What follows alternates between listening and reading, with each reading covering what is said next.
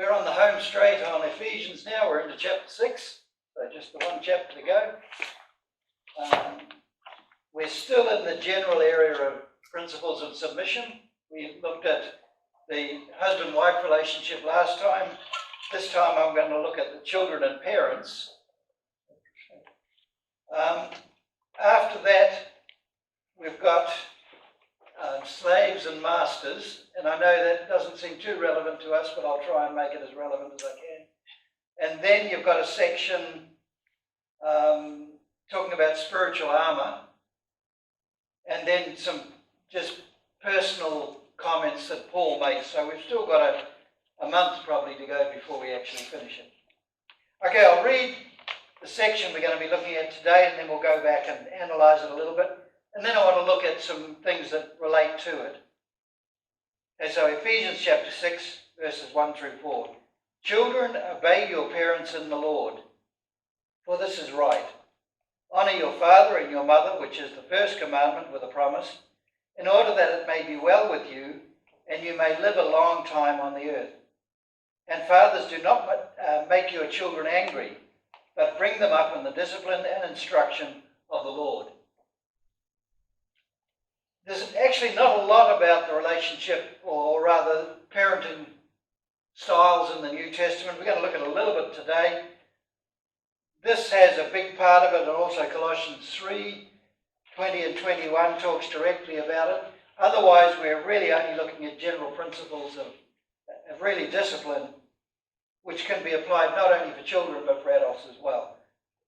Okay, so let's look at the passage itself. Children, now, I don't know how good you are on grammar, but I'm going to talk a little bit about the nominative case, the verb, and the dative case. Okay, children is in the nominative case, so that's basically the subject of the sentence. Then you've got the verb, which is obey, and I'm talking about the Greek grammar. That's what we're concerned about here. In Greek, the grammar is much more obvious than it is in English. So, children, obey your parents in the Lord. Both your parents and in the Lord are both in the dative case. And the dative case is the indirect object. Okay, so in the Greek, they're both in the same case. To me, what that means is this is talking specifically about Christian parents. So, children, obey your parents who are in the Lord. It's not, in fact, talking about life in general in this passage. If it's right for Christians to do things in a particular way, it's also right for those outside the church to do things in a particular way. But for them, it doesn't really matter, because they're not in Christ. Because ultimately, whether they're in Christ or out of Christ is going to be the deciding factor whether we go to heaven or not. So this is concerned about Christian children within the church. So children, obey your parents in the Lord. Then in verse 2, honour your father and mother. The honour there I've given the kind of a definition is respect or hold in a high position. In other words, children are to respect or to treat their parents with respect as Christian children. I don't know that I did this particularly well when I was growing up. And from what I can see, a lot of children from outside the church and even some within the church have a real hard time respecting their parents, especially when they get to the teenage level. But nonetheless, as Christians, that is what the children are supposed to do. The question here is, when do you stop being a child? I think we should always respect our parents, but after a certain point, it's only to the same extent, really, that we should respect everyone. Certainly, once a person marries and they form their own home, then this need to obey their parents, I think, is no longer the case. They've formed their own unit. The two will become one flesh. They're no longer part of that original household. But if they don't get married, there's nothing really to guide us. But I think once we're old enough to be independent, probably then we've got to make our own decisions. Even when I was 30 or 40, my father was still trying to tell me what to do. And quite possibly that's not too unusual, I don't know. Was I wrong not to obey him? I don't think I was.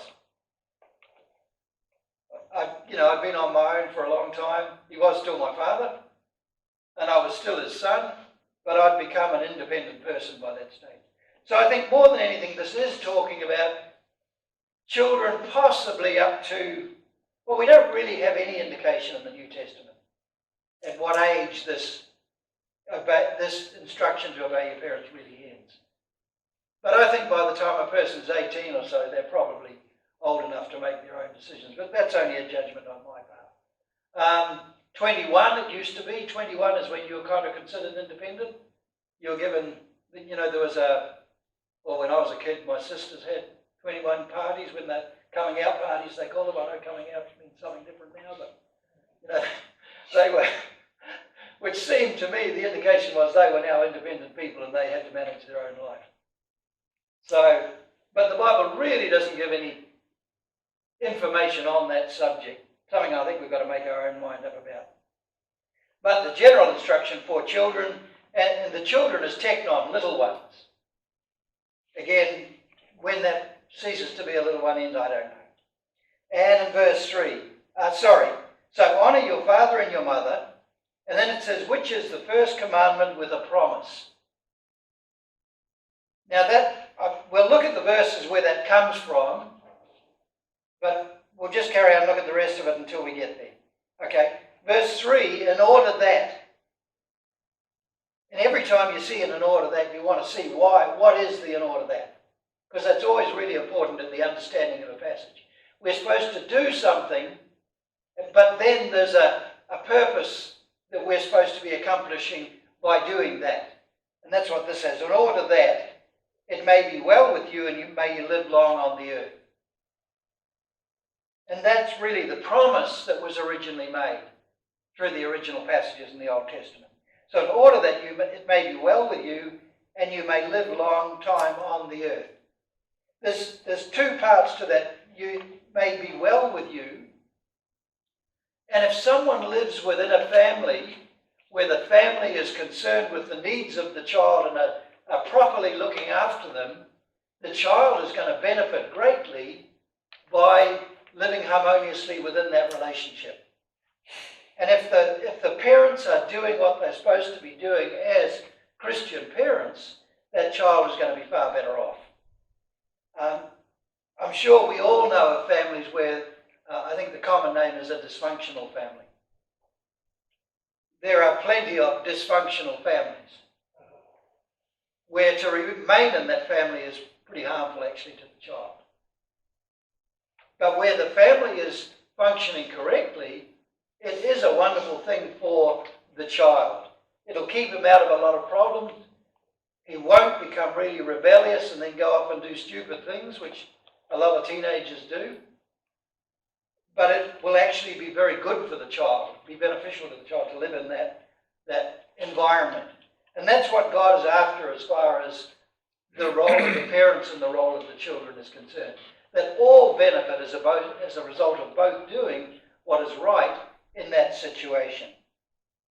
Now, a lot of times when the Bible makes statements, in order that it may be well with you and you may live a long time on the earth, they're very often general statements, which as a general rule is true. We can all think of exceptions to this. People who are good, faithful children in a relationship, but they get in a car accident and are killed or something goes wrong. There's always exceptions, but as a general rule, I think this is true. If we grow up in the right environment, it will benefit us greatly later on in life. And that's what's being conveyed here. I know this was originally said in the Old Testament, but Jesus is repeating it here, so I think he meant it to apply here as well. Now the next part, that's really the instructions to the children. In other words, the children will benefit if you do what God is asking you to do within that family relationship. But the next instruction, verse 4, is to the fathers. And surprisingly, there's really very little in the New Testament where the Bible instructs parents on how they are to relate to their children. In one sense, there's a great deal, because the parents are to lead in the way that Jesus describes leadership and conduct generally towards one another.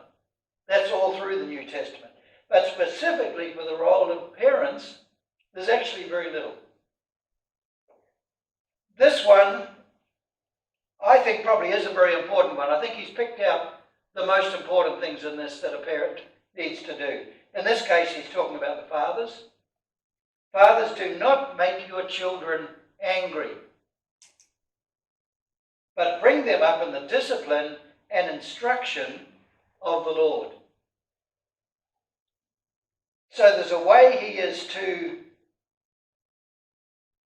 rule his children, if you want to put it that way, through discipline and instruction, but there is also an aim he is to achieve in the way he deals with children. Do not make your children angry. When we get to Colossians chapter 3, we'll see he mentions something else, but in this case it's don't make your children angry. We were talking about in the relationship between the husband and wife, how it had to be done knowledgeably. The husband had to be the head of the house in a knowledgeable way. In other words, he had to understand what his wife was like, what upset her, what made her happy, and he was to do what was helpful in those regards. I think what I said, he had to understand his wife's buttons and he had to not push them. And I do think that's really important. But I think there's something of the same idea here. We're required to understand the nature of our children. And I think most of us have had children. We all know each child is different. Sam and Ben both came from the same parents, but they're very different children. One of them, we used to reckon he entered the terrible twos at 1.5, and he was still there. He's a lot better now. And the other one was just the best son you could have all the way through. He never seemed to enter the terrible twos. Just an amazing kid, really. But they're both great kids, don't get me wrong, but they're just so different. For a parent, and especially in this case, I think a father, it's really important that we understand what drives our kids. And we work with that in this process of trying to discipline and instruct them. And that's where do not make your children angry, do not provoke your children to anger, comes into it. And that seems here to be really important. If a father is just doing what he wants to do because he wants to do it in relation to his kids, he's mad at his kids, so he's going to do something pretty terrible to them. He's not doing his job as a parent at all. He's not considering the needs of the child. And to me, in this case, this is saying the needs of the child, to some extent, are more important than the needs of the father. Do not provoke your children, or do not make your children angry. Now, this word discipline, I know that pretty straightforward, but I'll give you a definition anyway. Discipline is to train someone in accordance with proper rules of conduct and behaviour. We tend to think of a trainer much more in terms of sporting events. I mean, boxers have trainers. The All Blacks have trainers in different areas. And the trainer's job is to understand how to get the best, or how to instill the best skills in the person, so the end result is they're the most successful. A trainer doesn't so much give you the theory, but he helps you actually do and practice what's needed to be effective in that area. So I think, to a large extent, that's what this is talking about the role of in this case, the father, but it would apply to the mother as well. He's the one who helps the child fulfill what's required of actually being a faithful child of God within the church. So that does require understanding what is right, but it also incorporates our being able to understand how to achieve it in our life.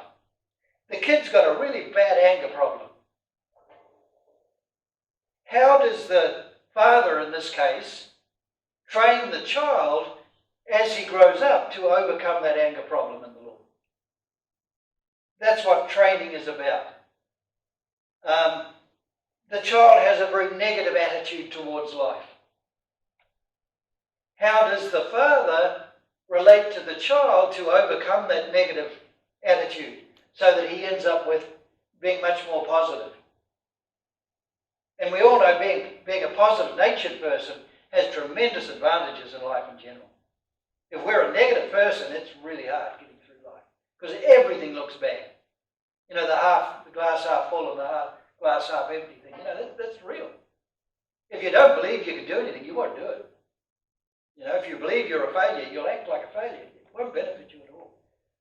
So the idea of the father here is to understand how to help his child actually become better adjusted, a better part of society, and most of all, a better Christian. And then the instruction side, I think, is more the theory side. What the Bible teaches about why we should do certain things, etc. Both of those have to be incorporated. But it's not just one thing. I think my biggest memory when I became a Christian of my father, not that I didn't love him, he's a funny guy in some ways, but I still loved him. He helped us a lot over the years. But he had the expression, do what I say, not what I do. And boy, that used to get right up my nose. You know, we all know what's right, but we don't necessarily do it. And when you see that disparity in especially a parent's life, it has an effect on you. You know, and I think that's the case in a lot of cases. You know. But a parent, I think it is really important part of that disciplining and training process is that the parent needs to do what he says you should do. Otherwise, you get a dysfunction in the family. Okay, so, Father, don't make your children angry, and then bring them up in the discipline and instruction, notice again, of the Lord. So what's important is that we train the children in the ways that the Lord has given us. And here I think it's a little bit more general. This refers to being honest, being good workers, all of those sort of things, not telling lies, etc. But still we're talking about a situation within the church. That's what he's talking about. Okay, so Colossians 3, verses 20 through 21. Just go over this fairly quickly. Children, obey your parents in everything, for this is pleasing in the Lord. So the instruction to the children, again, to obey their parents. In this case, it says everything. And then 21, fathers, do not provoke your children so that they will not become discouraged. The provoke here means to cause someone to feel resentment, to make resentful, or to be made resentful of it, or something like that. And usually a child becomes resentful because they feel like they're being treated unfairly. That's very often the case. So the important thing that he's concentrating on here is this: don't provoke your children. And then the second one, the second part of it, so that they will not become discouraged.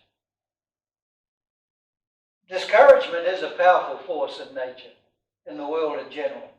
It takes real strength to overcome discouragement. And especially for children, if they have a tendency to get discouraged, they need help in overcoming that. And one of the purposes of I think the father especially, but also, both parents, is to, if you see that the children are getting discouraged, you need to do what you can to help them be encouraged. I think I know more about discouragement than anyone probably, certainly in this group, but I know you've all had your own experiences as well. You know, growing up with eyes I didn't understand and that didn't work properly, I was hopeless at most things. Well, not most things, but anything involving a ball was a complete disaster. I didn't understand why. All my friends thought I was just useless. And it's hard to overcome that. It took me years, really, to finally overcome that idea. It was very destructive. And I think I didn't really overcome it properly until I became a Christian and started developing something that didn't depend on my eyes so much for me to have a skill. But I think this discouragement can be so damaging to children. They get discouraged. And as a parent, we've been through supposedly most of the things they're going through, and we should be much more aware of how we can help them overcome that problem of discouragement. So I think those two things I think are really important for parents. Don't make them angry, and don't let them be discouraged. If we can do that, I think we'll do a huge amount for the welfare of our relationship within the family, but probably also for them to remain faithful within the church. I think that could probably help quite a bit. But I know in the end it is up to the child whether they remain faithful or not. Okay, Dee's giving me the hand sign, so I've got to hurry up. Okay, now I want to very briefly look at these two verses where, especially Ephesians, the beginning, first four verses of chapter 6, get this idea of why the children should obey their parents. First one is Exodus 20 and verse 12. Honour your father and your mother, so that your days may be long on the land that Yahweh your God is giving you. So that first one, it's so that your days may be long, or you may get to an old age, is really what it's saying. And I think in general, if we have a moderate sort of a life and we grow up in harmony with our parents, with the church, with our friends, it does tend to promote a longer life. If we live a very hectic and a stressful life and all sorts of problems in our life, on average we do tend to die young. That's not absolute, but as a general rule it is true. And then you've got Deuteronomy 5 and verse 16. Honour your father and your mother as Yahweh your God commanded you, so that it will be good for you in the land that Yahweh your God is giving you. So that you'll live long in the land and it'll be good for you in the land. Okay. Now, I want to look at a few things regarding parenting from the New Testament. The first thing I want to bring up is the idea of spare the rod and spoil the child.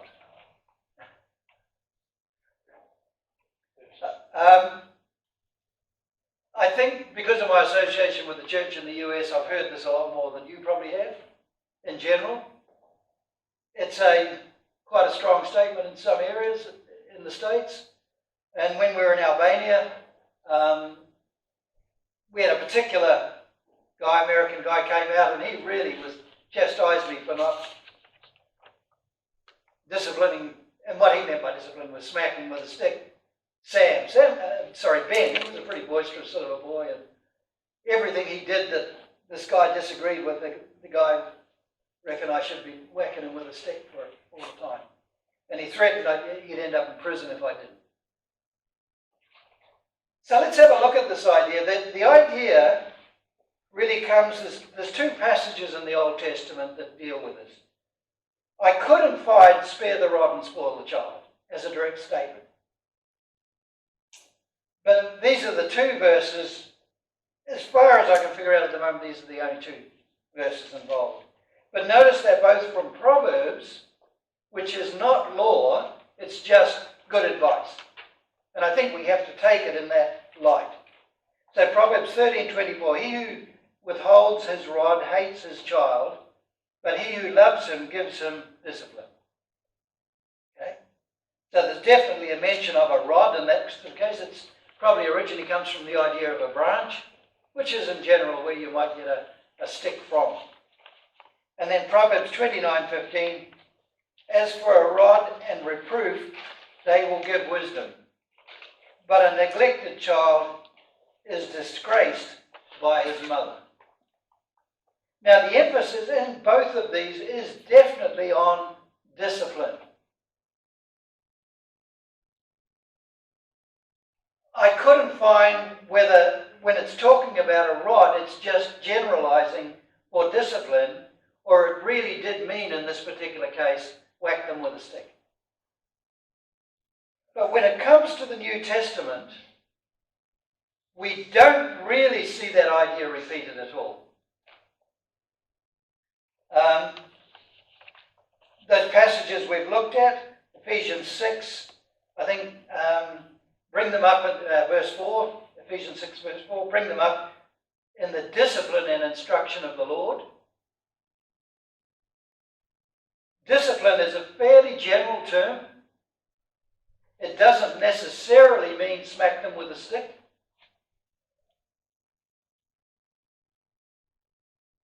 Discipline is used in a much more general sense than that. It involves instruction. It involves telling people when they're doing something wrong. It involves encouraging them to do what's right. So just because we have the word discipline does not mean necessarily that we must smack them with a stick. And in Colossians 3, 20 and 21, that doesn't directly mention discipline at all. But it implies discipline. I did include, and I'm not quite sure why I included this now, Romans chapter 1, verses 28 through 32. And if you drop down to verse 30, we've got a whole list of wicked actions, wrong actions as far as God is concerned.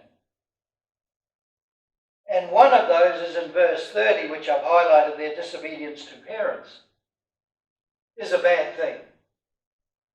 So the parents do want to try and manage their children in a way that results in their being disciplined and obedient in that family relationship.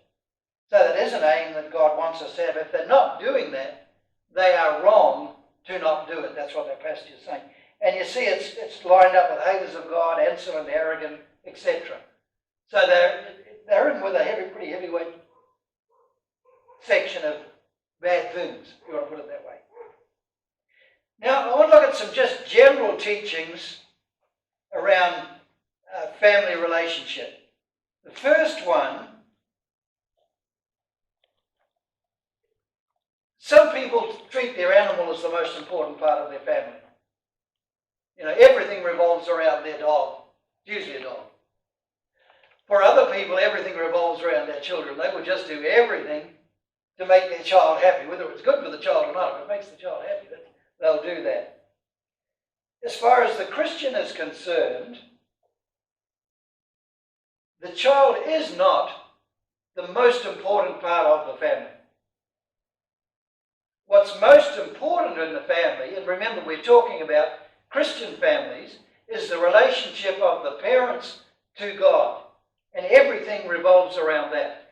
And as a result of that, the children's relationship with God. We cannot overrule what we do for our child against what God has instructed us to do. Go down to verse 36 of Matthew chapter 10. The enemies of a man will be the members of his household. The one who loves father or mother more than me is not worthy of me. The one who loves son or daughter more than me is not worthy of me. So, as far as the way we live is concerned, God is always the most important.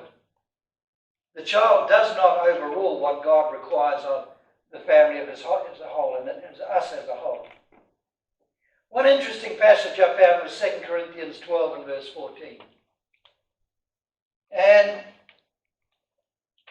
I know by necessity sometimes this happens, but as a general rule, I think it's not what God wants. Paul said, 2 Corinthians 12:14, "Hold, this third time I am ready to come to you, and I will not be a burden to you." And that's the point he's making here. I won't be a burden to you, for I am not seeking your possessions, but you. Because, or for, children are not obligated to save up for their parents, but parents for their children. So the emphasis here is on the parents are responsible for the upkeep and the worldly needs of the child while they're a child, I think it is. You know, once a guy gets old enough and he doesn't want to leave home and doesn't want to work, that's a different story. If a man will not work, neither let him eat, I think, pretty good advice. So I know of cases where children are 35 and they're still living at home, living off their parents, basically. That's not the idea. But basically the idea the parent is responsible for the well-being of the child, and I think that is important. I know most child help their kids through university if they possibly can. So a lot of them buy their kids a car to start with to help them get on. My father bought us a section as a kind of a wedding present.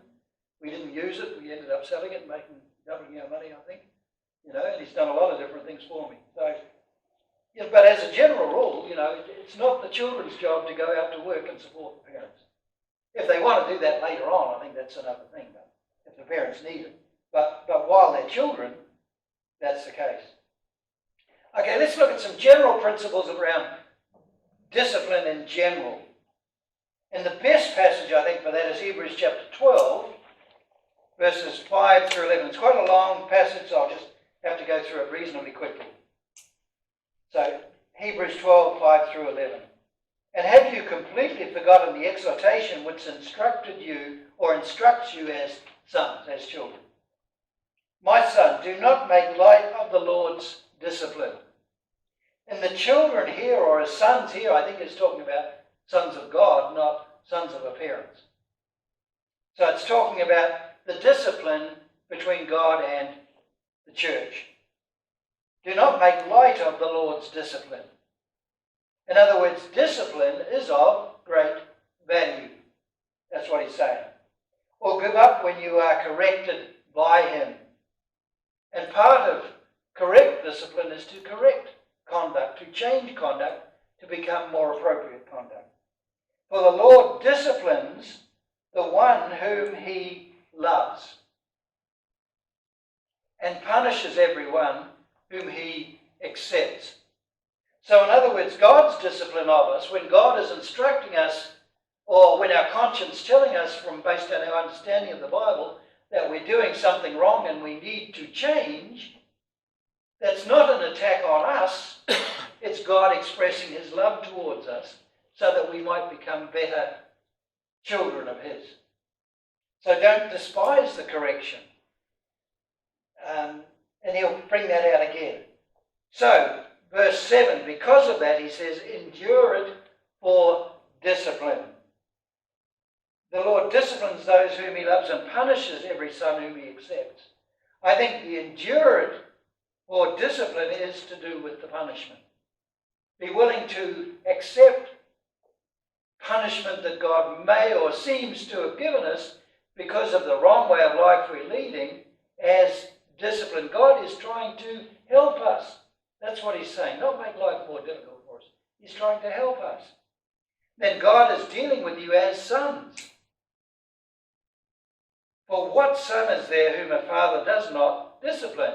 That's in a correct family, in a proper family. But if you are without discipline, in which all legitimate sons have become participants, in other words, in a real family there will be discipline, or in a godly family, doesn't mean we'll be whacked on the bottom with a stick. That's not what it's talking about at all. Have become participants, then you are illegitimate, and not sons. So if you don't receive discipline, you're actually like illegitimate children. Furthermore, we have had our earthly fathers who disciplined us, and we respected them. Will we not much rather subject to the Spirit of, to the Father of spirits and live? For they disciplined us for our days according to what seems appropriate to them, but he does so for our benefit, in order that we can have a share in his holiness. Now, I know the law says we're not allowed to spank our children. I have no problem with that person. I mean, if a kid puts his hand on the stove and you smack him to get it away, I don't have any problem in doing that either. But there are other ways to discipline a child than just whack him over behind with a stick. I know we've been through times in history when that is thought to be the only way to do it, but it's not. There's many ways you can discipline children. But the discipline has to go hand in hand also with instruction. Both have to work together. So if you decide not to smack your children with a stick, I don't think the Bible has a problem with that whatsoever. I don't think it is mandatory for us to smack our children with a stick. There are probably more and better ways of doing it, actually. If you do choose to do it, I think you've got to use pretty careful judgment about how and when you do it. I must admit, as a response to that American guy that kept telling me my son would end up in prison if I didn't whack him with a stick, I did one time whack him with a stick, but pretty soon after I regretted it. And I actually apologised to him later on. I think I was wrong to do that in that particular case. He wasn't that bad a kid. He was just boisterous, you know, jumping up and down on people's couches and, you know, running around, and he was just an exciting kid. You know, why stop excitement? You know, I have enough trouble getting excited. I wish I was like he was then, you know, but like now. I don't think there's a problem with it. So the other thing to consider is that, you know, that statement about using the rod is an expression found in Proverbs. It's not even in the law of Moses. It's not law, even for them. It was just considered good advice. And another thing to consider is when he talked about the rod, is he just talking about discipline in general, or is he specifically talking about whacking them with a stick? I don't know. Could be either.